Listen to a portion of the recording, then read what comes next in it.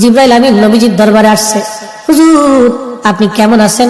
আল্লাহ জানতে চেয়েছে, যদিও আল্লাহ সবকিছু ভালো জানেন, তারপরেও আপনি নবীর খোঁজ নেওয়ার জন্য আল্লাহ আমাকে পাঠাইছে। জিবরাইল জীবনের শেষ বারবার আসতেছে। জিবরাইলকে নবীজি বলেন, জিবরাইল আমার কাছে অসুস্থতা লাগে, খারাপ খারাপ লাগে, শরীর ভালো লাগে না। জিবরাইল আমিন চলে গেলেন। পরের দিন আবার আসছে। হুজুর আল্লাহ জানেন, তারপরেও খোঁজ নিতে পাঠাইছে, কেমন আছেন গো নবীজি? নবী বলেন, জিবরাইল আমি অসুস্থ। আবার চলে গেলেন জিবরাইল। পরের দিন আবার আসছে, আবার এসে খোঁজ নিয়ে বললেন, হুজুর আপনি কেমন আছেন? নবীজি বলেন, জিবরাইল অসুস্থ আমি। জিবরাইল আবার চলে গেলেন। চতুর্থ দিনের মাথায় জিবরাইল আসছে। একা আসে নাই রে, মালাকুল মউতকে সঙ্গে করে নিয়ে আসছে। আহা, আমাদের কাছে মালাকুল মউত আসবে, জিজ্ঞাসা করে আসবে না, কিন্তু নবীর দরবারে মালাকুল মউত আসছে। এসে নবীজিকে সালাম দিলেন, হুজুর অনুমতি দিলে ভিতরে আসবো। নবীজি অনুমতি দিলেন। আল্লাহ জিবরাইল এবং মালাকুল মউত দুইজন নবীজির ঘর মোবারকের তশরিফ রাখলেন। পৃথিবীর একটাই ঘর, যে ঘরে ঢোকার আগে জিবরাইল আজরাইল অনুমতি চায়, তিনি রাহমাতুল লিল আলামিনের ঘর। জোরে জোরে বলা যাবে আল্লাহু আকবার। এই সুপ্রিম পাওয়ার আর কারো নসিবে হবে না, আল্লাহ আমার নবীকে দিয়েছিলেন। জিবরাইল আমিন আজরাইল নবীকে সালাম দিয়ে বলেন, হুজুর আল্লাহর পক্ষ থেকে আমি আজরাইলের উপরে নির্দেশ, আপনি যদি চান আমি জান কবজ করব, যদি না চান যতদিন ইচ্ছা আপনি পৃথিবীতে উম্মতের মধ্যে থাকবেন গো নবীজি, আপনার যতদিন ইচ্ছা থাকতে পারেন। যদি আপনি হুকুম দেন আমি আপনাকে আল্লাহর দরবারে নিয়ে চলে যাব। আল্লাহ আমাকে এই হুকুম প্রদান করে আপনি নবীর কাছে পাঠাইছে। ইয়া নবী আল্লাহ, অনুমতি যদি দেন, আপনার যেইভাবে অনুমতি হবে আমার হুকুম সেইভাবেই হয়েছে।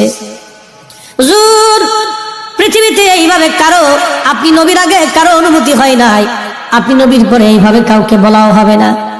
ও নবীজি অনুমতি যদি দেন জান কবজ করব, যদি না দেন যতদিন মন চায় আপনি ততদিন পৃথিবীতে থাকবেন। তার মানে পৃথিবীর হায়াত নবীর ইচ্ছার উপরে নির্ভর ছিল। কাজটা বললেন কেন? আরো জোরে বলেন। নবী আবার জিবরাইলের দিকে তাকায় বলেন, ভাই জিবরাইল হুকুম কি এরকম? জিবরাইল বলে, হুজুর এইভাবেই তো হুকুম হইছে, আপনি যদি চান যতদিন মন চায় থাকতে পারবেন, চলে যেতে চাইলেও নিয়ে যাওয়া হবে। তবে নবীজি আপনার মাশউক আল্লাহ আপনার দিদারে আগ্রহী হয়ে আছে। আহা হা হা হা, এ জোরে বলা যাবে কি আর রাসূলুল্লাহ? আহা হা, নবীজি কেঁদে ফেললেন।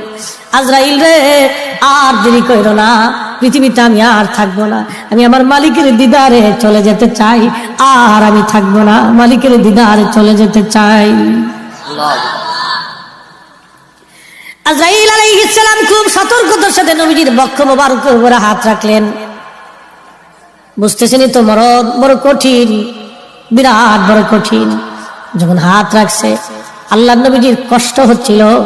নবীজি ডেকে বলেন, আজরাইল রে আমার তো কষ্ট হয়।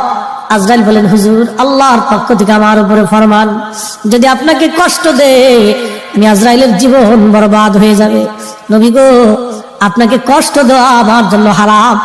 পৃথিবীতে আপনি নবীর মতো এত আসানে জান কবজ আমি কোনোদিন কারো করি নাই, আপনি নবীর পরে আর এত আসানে কারো হবে না।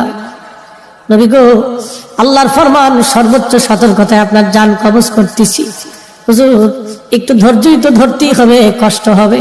নবীজি বললেন, আজরাইল জান কবজ এত কঠিন, একটা অনুরোধ করি আজরাইল।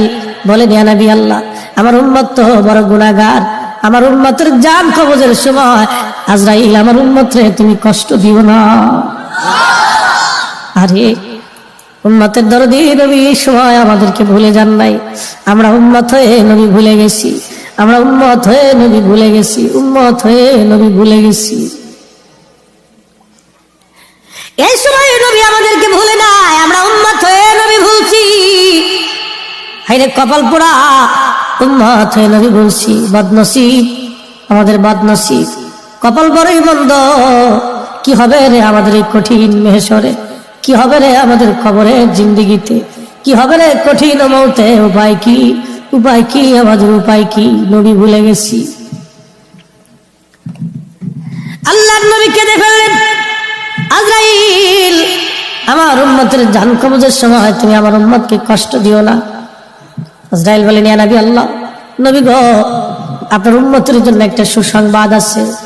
যদি আপনার উম্মত নেককার হয়, আপনার উম্মত যদি আমল সালেহ করে, ভালো আমল করে, হুজুর একটা মার কোলের মধ্যে বাচ্চা যেভাবে দুগ্ধ পান করতে করতে ঘুমায়া ঘুমায়া পড়ে, একটা মায়ের কোলের মধ্যে একটা বাচ্চা দুগ্ধ পান করতে করতে যেভাবে ঘুমায় পড়ে, নবী গো আপনার উম্মত নেককার হলে তার মরণটা এরকম হবে, মায়ের কোলের মধ্যে ঘুমাইবে, টের পাইবে না।